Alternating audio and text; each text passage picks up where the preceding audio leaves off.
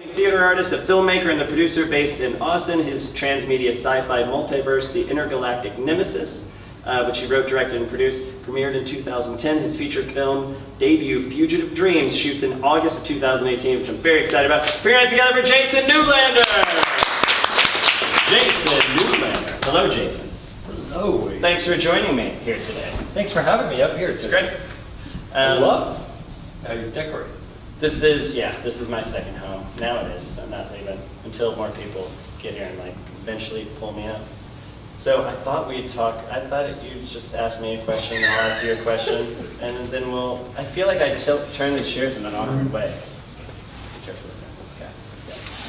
Yeah. Well, I have a whole bunch of, I hope you all don't mind, I have so many questions, so I'm just going to start putting them up. Let's do it. And if you guys ever have questions, just start asking. So my first question is that one of the things that's really interesting about how the book opens to me is that we start in the first person to witness this kind of on the edge of your seat kind of horrific event.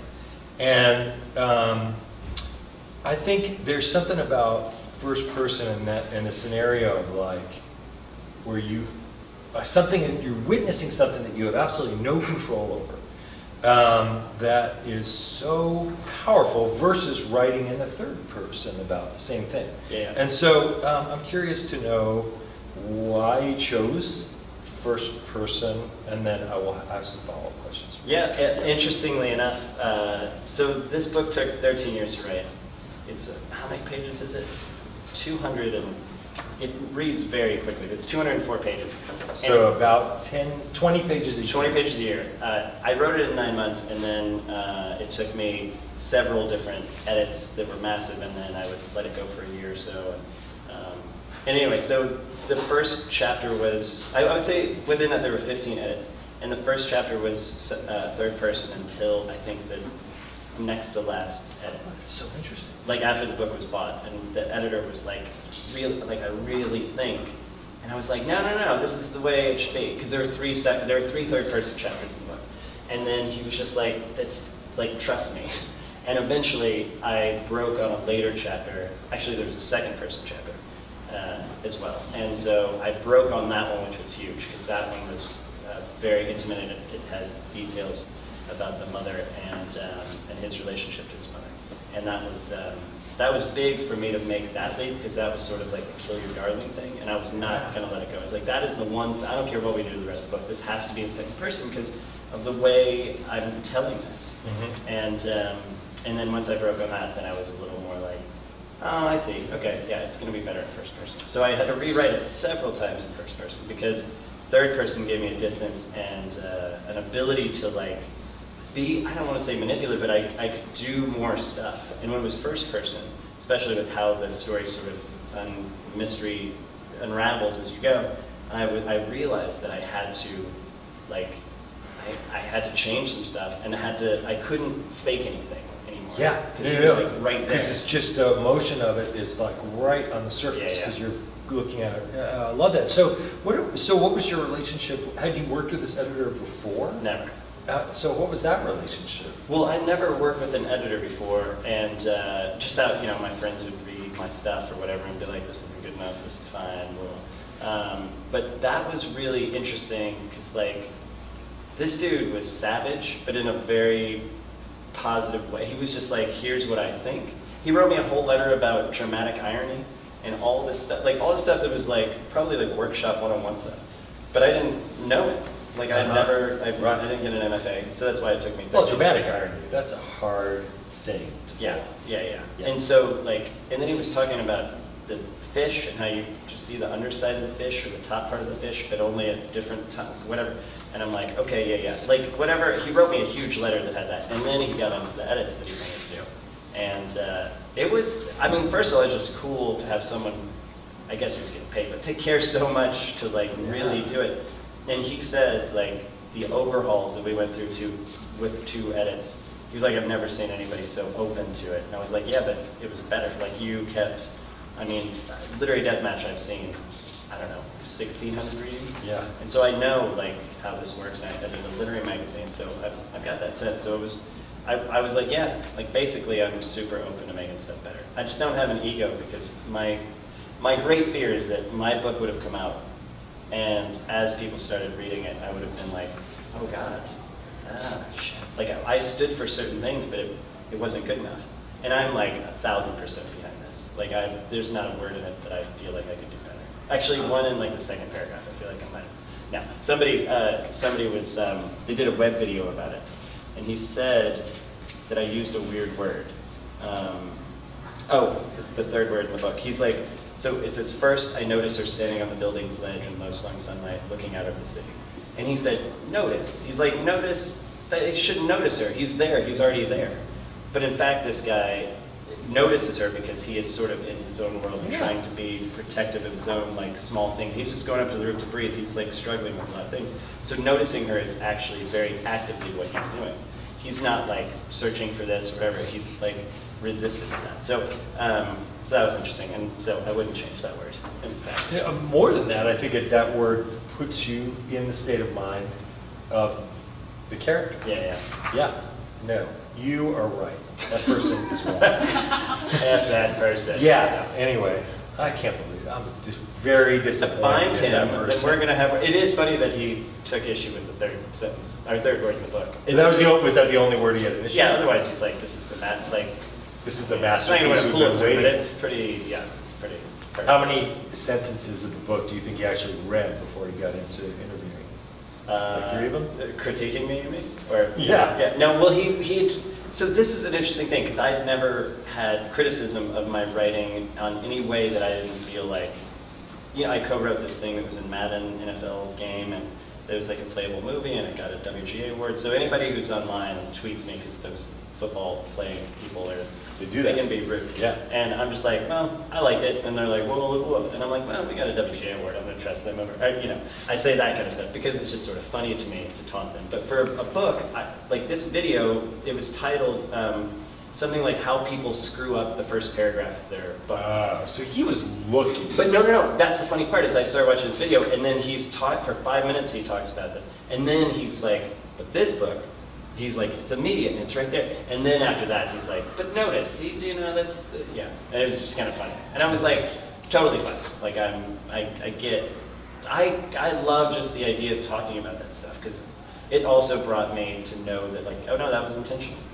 So, Well, okay, so you open with this scene of just witnessing something terrible. And that also made me curious about your own, relationship to the material. I mean, did that come, I'm going to presume that did not happen to you. No. But that didn't happen to me. But Yeah. I can say that I had read a short story by Mark Strand, who was a Pulitzer Prize-winning poet. Poetry 20% off, everyone. And he's extraordinary. And he had written a story about a guy who had gone up to sunbathe on a roof. And he saw a woman who was about to jump. So this is heavily lifted, but wait for it. But his was very much about, like it was intentionally like about male gaze and how this guy's like, oh, she's like her curves are this and that and all this. And that story, and at the end of his story, it's called Space, and it talks about the last thing he sees is a space between her. And so in my drafts, like there were drafts where she didn't jump and that I was doing all this other stuff. And there was a draft where you find out what happened. Like she doesn't jump, but it's clear that she's about to. But then later you find out that she had like stepped off and like done, I think kissed him or something. And I was like, that's not where she is either. And so there was a lot of progress within that was based on this thing that I'd read in 2001. Or actually, I think I read it in 1997. But I met Mark Strand about 3 years ago. He passed, I think, 2 years ago. But I met him, and this was when I was still working on this book and other stuff, and it hadn't come to this point yet. And I met him. I was like, by the way, I stole your story, Space, from mine. It's the first chapter of my book. It's not the same. But he goes, as long as you made it better. And I was like, I think I did. And he goes, then I'm in. Like, that's great. So it's a bummer that I couldn't send him a book now, but it was a cool thing. And like my belief about writing is I am, in an ideal world, like there's this lineage of writers. I don't, it's not really like this, but like George Saunders, Edgar Cayce. Those are two big influences on me. Or, you know, and Stephen King is up there with like other branches.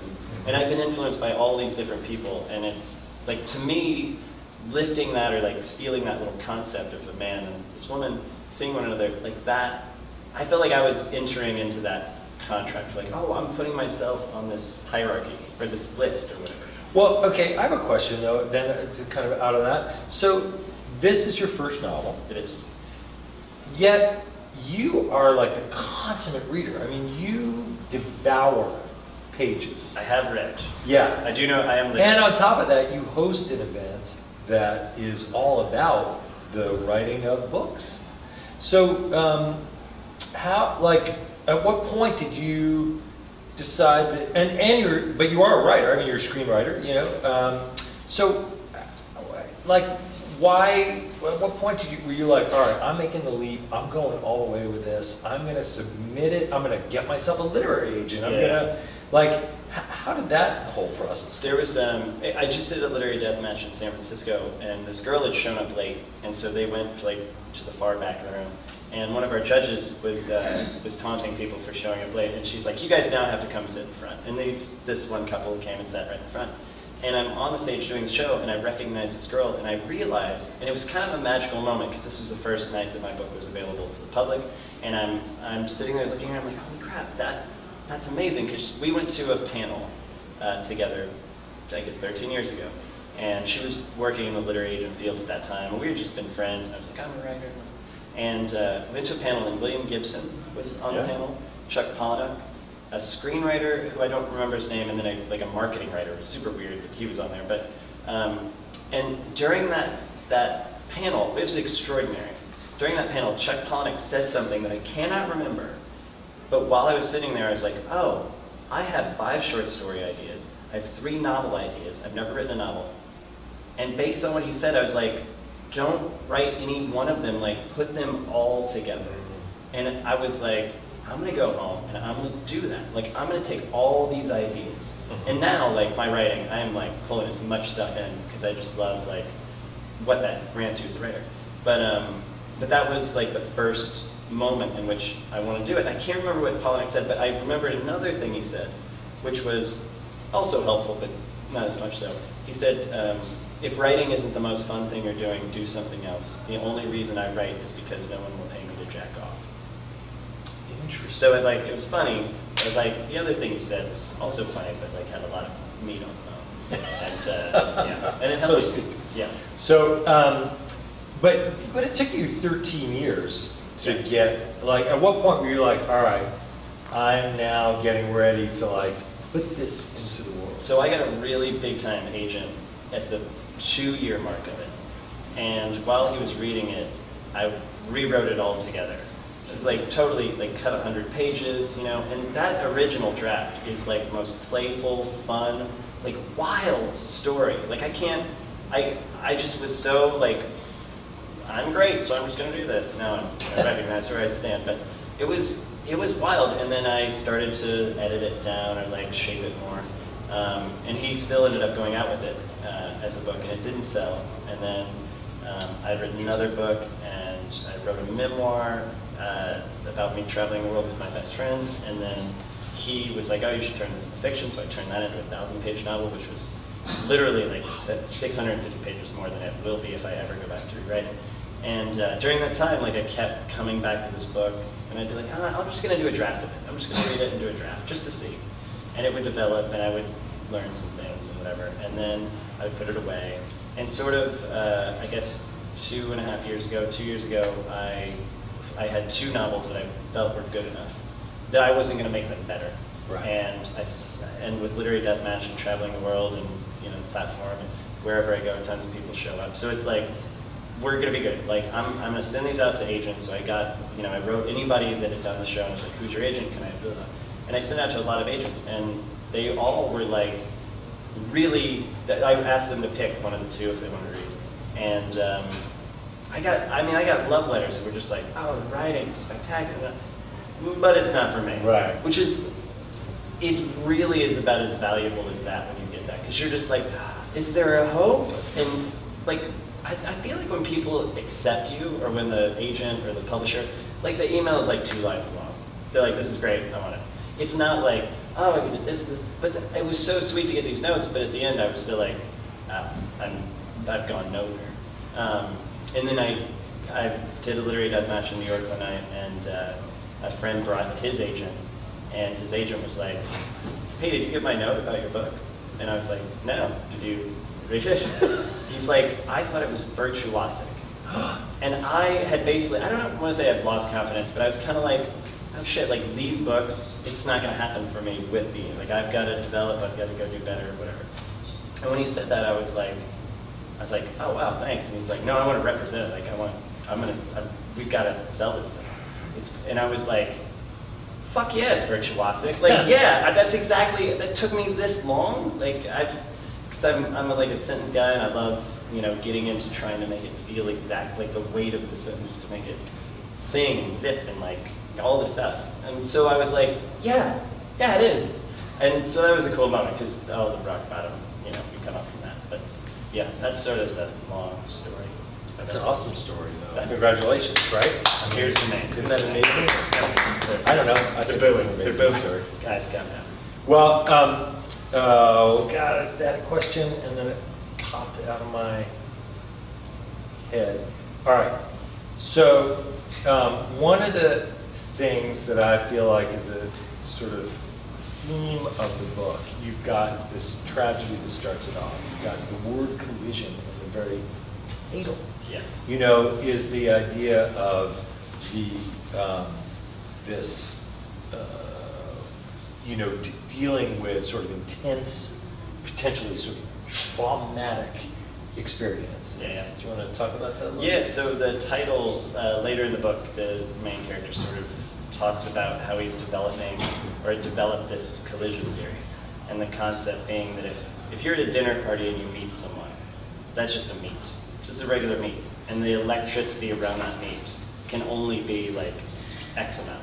Right. But if you meet someone through outstanding circumstances, like seeing somebody nearly jump and kill themselves, if you were to say them, or like these kind of more grand things, then like the electricity of that meet is higher, and he is basically claiming that value is substantially more profound, and that gives you your relationship more weight or possibility, and which is possibly a flawed theory, because this woman at a bar who's his friend, and they're sitting with these 2 strange women, she's like, yeah, my parents were at me.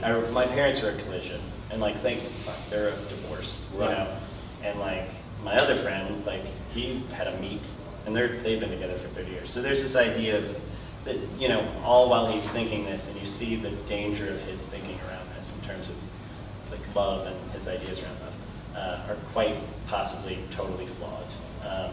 And yet we sort of, and that came from just the idea of romance in the world. Like we think, like, oh yes, like Right. I was going down the shopping cart in the store, and then like a whole thing fell on me, but he dove and tackled me away. Like, okay, like that's very great if that were to happen, but that doesn't mean you guys can actually hang out and laugh about the same dumb stuff. What made you decide to latch onto that as like the sort of basis for the book? I think that I didn't know this until I would say the very, very last edit, but people always say your first novel is basically like a memoir of sorts. So you're writing yourself and you're putting yourself in the pages. And I did, and I had no idea. Like I was like, oh my god, this character is like doing some stuff that is like frighteningly me in a way that I was like, geez, it's not great for me, Yeah. And it was interesting, and like my ideas of I was talking on a panel earlier, and they're like, yeah, your writing's very televisual. Was that informed by screenplays or whatever? And I was like, no, it was informed by growing up watching TV, and so within that televisual nature, like I watch romantic comedies. I have these dumb ideas about love that I don't understand why I had them. Now I feel like I'm much more sane about it. I think, aren't we all that way? I mean, I guess so, yeah. It's way better to have a story than to have like, oh yeah, we met. Well, but also that sort of Hollywood sense of what Right. love is. I Yeah, feel yeah. like we're all kind of indoctrinated into That's true. that, Yeah. And I think when you grow up, you're just kind of like, yeah, that's, who knows? I mean, hopefully everybody has a great meeting story. But I also think like a really boring meeting story is kind of outstanding now. You know? Yeah. Like, I think that's, I don't know. I'm thinking about my own. Sarah, do our meeting story. Our what story? When we met. Well, that wasn't that interesting, was it? No, not at all. Yeah. How Yeah, did there we you go. meet? Yeah, At a how party, did you meet? very random. I was on I was with a friend who was a mutual friend of Jason's. We chatted, we had a nice chat, and I left, and that was that. And a month later, I was like, that was a nice chat, we should have coffee. And that very day, he called me, and I said, I was just thinking we should have coffee. Not like I was not thinking romantically at all. And he said, I was wondering what you were doing tonight. Wow. And I was going out with a friend, and I just said, oh, I'm going out with a friend, why don't you come along? So it was like more than, it was not even like a date. It was Right. just like, Yeah, it was just like inertia. It's like ooze. yeah, Moving with gravity, something like basically. That's amazing. Which really is the definition, I think, of most of our that. relationship. 20th anniversary, and Wow. A name. Tons Yeah, of 20 ooze. years. That's Yeah. amazing. How about I was going to go out of town on it She was. by myself. It's true. Yeah. Well, That's anyway, amazing. that's the ooze factor. Do you guys have any questions? All right. Go Cubs. Yeah. Okay, just checking. All right. Okay, I have more. I have notes in here. So, oh yes, algebra. Yes. I've heard through the grapevine that you are a master of algebra. Outstanding. I want to know more about that. Okay, actually, this ties into the book. Can you believe it? When I first wrote the book, there was tons of math in it. And so what he was doing as he advanced through the first third of the book, he was going through the world, and everything was an equation. And he was like adding up the address or trying to find like a solution for things. Yes. And that's what I realized. Like this guy was he was trying to find something. He was trying to answer questions that he felt were unanswerable because a little bit of a spoiler, but his mom is not well. And I think ultimately he's trying to answer for a world that exists in which his mom either doesn't exist or that she continues to be unwell. Like he's trying to cope, I think. And so that was a coping mechanism. And that came just because I used to always look at license plates and I try to find like something in them, which like thinking back, what was I going to find? It was not like, eat more hot dogs or something. I don't know. But it just, that's weird. Did you think that you would find that? I don't think I thought that exactly, but just like just constantly sort of the play of my mind was always like grabbing and trying, it's like everything's an equation. Let's just, and I think it was just it kept my brain active. Yeah.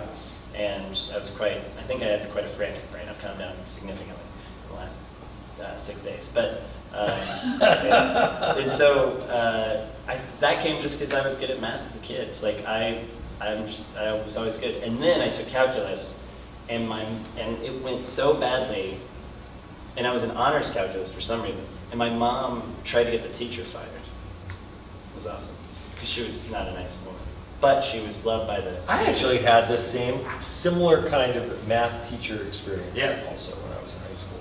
And did your mom try to get her fired? Well, my mom was she was like serious helicopter mom. So she got all involved, but she would never I never knew the ways that she got involved. Right. Yeah. But I think there was involvement. There was something going on. Yeah. Yeah. She was disappointed how much I was hating math. And I have no idea what the F was going on in that deal, because I can do advanced algebra and algebra, and that's I can whip right through it. Like F is in function? Fuck. Oh. Fucking whatever. Use the word. Yeah, function. You mean the the the F one in the math. Yeah. Yeah. So I don't know. I don't know about what's going on in calculus. I really have no idea. I was in that class for at least 2 or 3 months. But were I was you like, yourself looking for meaning in numbers in that way also? I don't think I was doing it then. Well, I guess I always was, just a little bit. What in what sense? I just always adding them up or subtracting them from one another, trying to find a pattern in something. it's not like I was like in the movie Pi. Yeah, well, it wasn't like I wasn't trying to solve the stock market. Have you guys seen the movie Pi? That's a worthwhile movie to see. Yeah. What a great Definitely. reference by Zuniga. Just pulling it out. Really? Well, you yeah. filled with those references. Yeah, that's all I pretty much just a single reference. I'm like, I don't know Yeah. what I was saying. It all goes back to the number 42, I believe. That's it. Yeah. I will say, like, with the book, what's fun for me is because of the collision element, I've got a ton of literary facts that I've gleaned over the years for Literary Deathmatch. Like William Wordsworth, Lord Byron called William Wordsworth William Turdsworth. So that's real. That's a cool little factoid. It's so absurd. But like those kind of things, I've always been fascinated by, and I just love literary facts. So with each novel, when I sign it, I put in a literary fact and then the hashtag collision theory with the hope that somebody else, eventually I'll write it in another book, and that they find one another online. Collision. I mean, I hope somebody becomes friends out of it. Maybe people get married, and my book is involved. That would be pretty cool. That'd be nice. Yeah. I did this project called the Intergalactic Nemesis that you mentioned Yeah. earlier, and we took the world with it. And out of that, we ended up with two people in the cast, two separate couples forming and getting married, and one couple getting divorced. Oh, really? So So you There you so go. you finished even. I feel pretty good about it. Do you feel like they should have been divorced? Yes. Yeah, good. Definitely. And then Yeah, they were a collision. what was The other people interesting, were- actually, this is a true story. I had to fire him and the couple, and then 2 weeks later, his wife, who was still on the tour, let him know that she was going to divorce him. Wow. So that's intense. Yeah. Yeah. I mean, you It's played life on the road, you played a hand in that. and it's tough. Yeah, I did. You know. Yeah. So anyway, but that we didn't do a hashtag for that though. Eventually, Someday. as it keeps going. Hashtag divorce, intergalactic divorce. Yeah. Anyway, I thought that story would be a lot funnier than I like it. was. It's not really Yeah, funny it's at all. Horribly It's sad. really sad. Yeah, just devastating. Yeah. But you got people buried. So one Yeah, no, that's true. And that one of those weddings is happening next month. So we're all that's going. True. That's the best part. Talk about, we were talking about this earlier. Talk about writing sad. This, to me, is fascinating. Do you mean being sad and then writing, or writing sad? No. Oh, the writing sad thing I was Yeah, talking yeah, about. yeah. So I love trying to like, I don't think it's detention, but I love bringing people to a place where they might start crying. Like that's a real dream for me, because I want people to be so connected and so into it that they're just like, oh my God, this is intense. So, and there's a large theme in the book in which I use this sort of thing that I didn't understand I was doing, but then later figured out. And it's like this idea of when you're going to get people sad, to get them to come with you, sort of like go, oh, this is going to go sad. And then there's this moment where it's like a stand-up comedy joke in a way, because you want to relieve the tension. That's what the people are looking for. And yet you don't want to let them off the hook of this sadness. So what I would do is I would sort of like draw them in and start painting the scene. And then to let them off the hook, I would refer to something in the room. Or I would, like a car, this is not exactly from the book, but like a car alarm in the street goes off. Or like somebody looks at the clock and like this hands haven't moved for weeks or whatever. And like just a distraction, like, oh, look over here. Oh no, come back. And then like go deeper and deeper. And like keep, and that's why I say it's not like a stand-up joke, because like I don't ever like break the tension, but I just sort of give them a little moment of like, just breathe. That's what it is. It's like a breath. And it's like, okay, now we're gonna keep going. And I remember long ago when, I think this is in like the fifth year of the book or something, and a friend of mine was reading it, and I thought at that time that it was a very funny novel, because just the energy of it was like, it was just, like rah, rah, rah. Actually, I guess this would have been in year 3. And my friend was just crying her eyes out. And I was like, what is going on? She's like, this is devastating. And I was like, yeah, but it's funny. Like and I try to use humor to, my belief system is that if you make it funny, you're creating a larger cliff to dive off of when you hit them with the sad. So like, I would like sort of like, come on, this is great, right? It's great. And like you're sort of set piecing along the way. But then, like, once they get up to the top of the cliff, and you're like, oh no, you have been led a place that you subconsciously knew you were going the whole time, but I have done enough of the distracting. Like, Yeah. And the scene where I'm going down and down, that's different than the up and up with the humor, but like, I love that idea that you get to that cliff peak, and you're like, all right, oh my God, and you Yeah. drop it. And like, if you do that, it's challenging, but like, I love that. I think How it's did so you fun. like come across that as like a sort of literary, I don't know what you call it, like a tool or strategy or whatever? Like that's such a cool. To me, that was like, oh, I've never heard that before. I think I'm losing my voice. Now, but I might be, but I should probably get some water. I'm just gonna get some water. I'll tell you guys this. Yeah. Be right back. But I think, so there's two writers that I know I can refer to in terms of the book. And one is Stephen King, who's like, all my life I loved him, and then he always had a cliffhanger at the end of chapters that was so like, whoa, like, wow, I gotta keep knowing what's going on. He really is. He's relentless that way. Yeah. He's great. So there's a lot of like cliffhangers in my book at the end of chapters, but they're not cliffhangers. It's not like, is the monster, but that same psychology was happening. And then the other thing, I don't know where it came from exactly, but like, there's a movie called Waking the Dead. Has anybody seen Waking the Dead? You haven't seen it? Get ready to cry. Like, it's amazing. It's Billy Crudup and Jennifer Connelly. Sorry, I'm really losing. And that movie is about a guy whose girlfriend dies in a car bombing accident, and then he, after he starts running for Congress, I believe, he starts believing she's alive and starts realizing that the car bombing might have been staged. It was a whole thing for political purposes, and he starts seeing her. And there's this moment where he's looking out the window, a snowy night in Chicago, and he's talking to his sister. And the girl's name is Sarah, which is the name of the girl in my book. And he's looking out this window, and he's talking to his sister, and he's like, I think I'm starting to believe Sarah is alive. And she's like, oh God, that's really sad. And he says, no, it's just interesting. And like, that to me is like what I believe about how, like, when you're in a moment of pain, like how you can be like, no, I'm just living my life, like, and that must say something. But I think George Saunders has an impact on my writing too, and just like, in terms of his ability to be compassionate and like, it's just so, you realize like how much we want from our lives.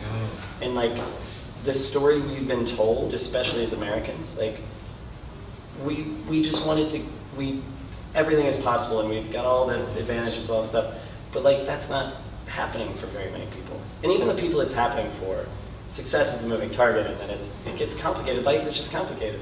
And we're also trying to fulfill things from our past that are empty or missing or whatever, or we weren't hugged enough, or like, we want to be hugged, but if anybody hugs us, we freak out or whatever. So this idea of how impossible it is just to cope and to be in the world, because it's probably not going that well for all of us. And some of us, it's going great. Like, I feel like my life is amazing, but also I'm like, some things could be better. Well, they say, that there's like sort of, once you are able to, survive plus, 10% or whatever, that your happiness quotient like doesn't change. Oh, really? Yeah. That's interesting. Yeah.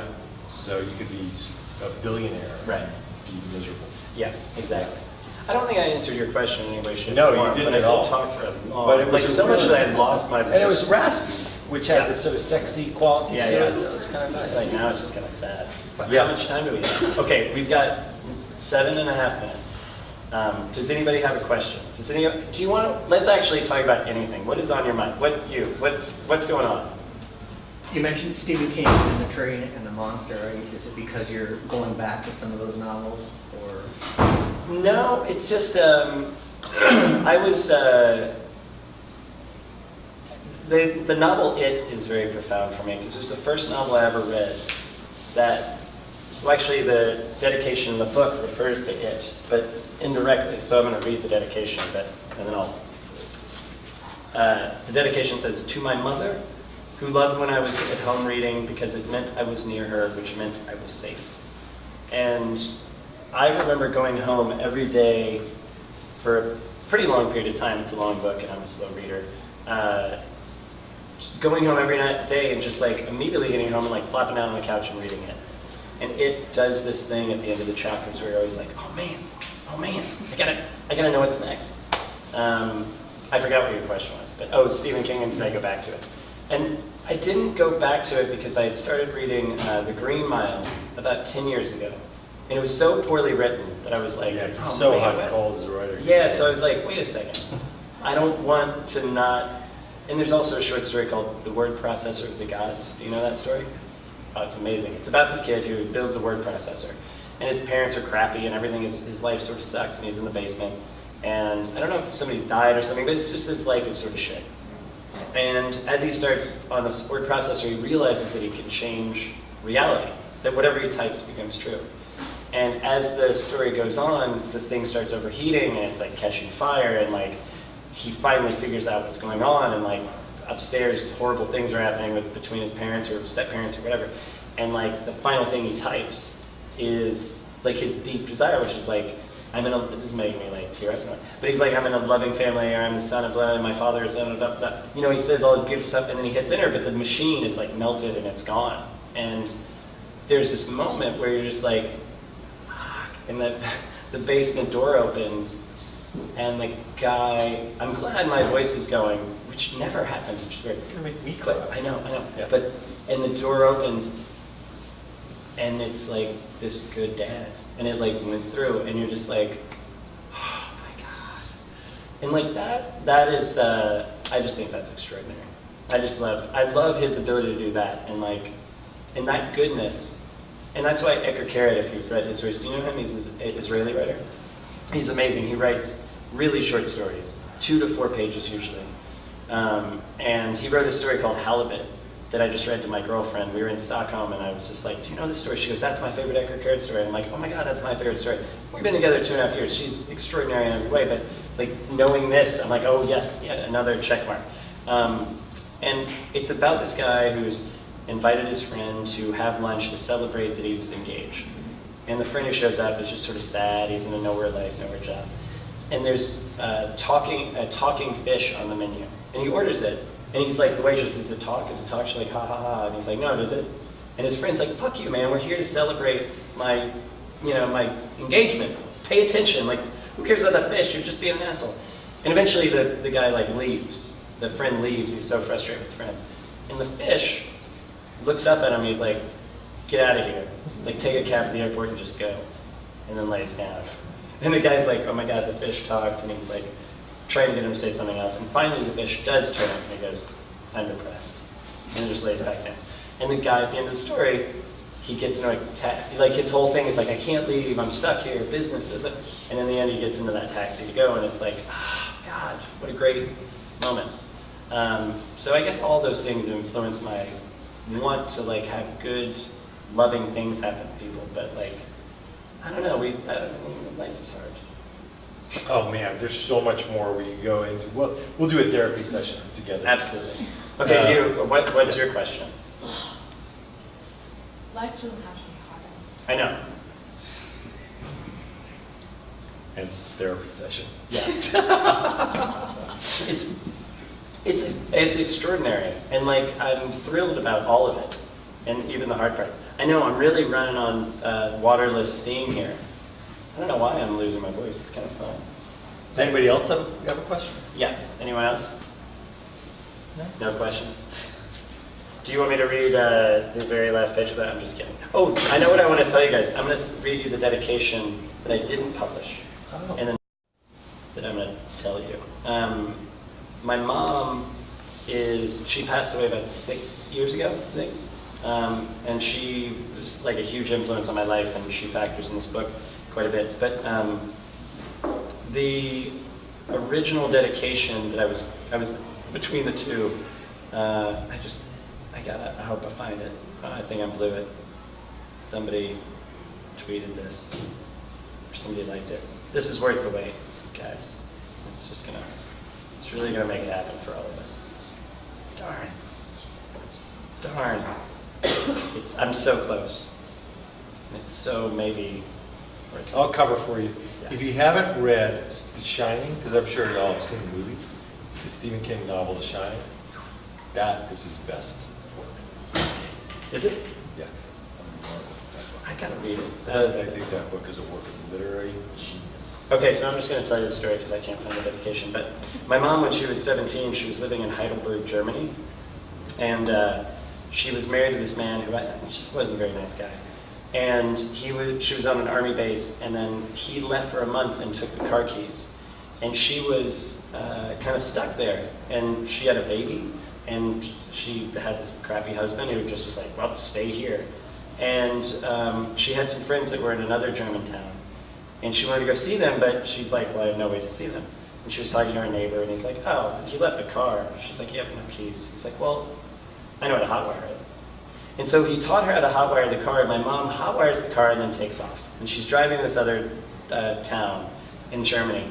And my mom being my mom, she suddenly is like, oh my God, what am I doing? Like, I don't have a license here, this is crazy.